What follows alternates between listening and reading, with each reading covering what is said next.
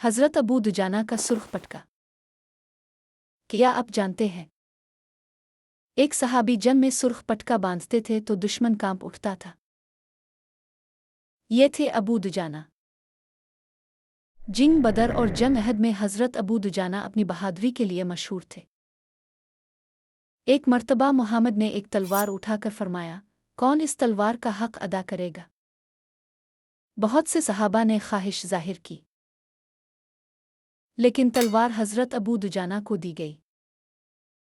उन्होंने अपना मशहूर सुर्ख पटका बांधा और मैदान जंग में उतर गए। सहाबा जानते थे कि जब अबू दुजाना सुर्ख पटका बांध ले तो वो पूरी बहादुरी के साथ लड़ने वाले हैं।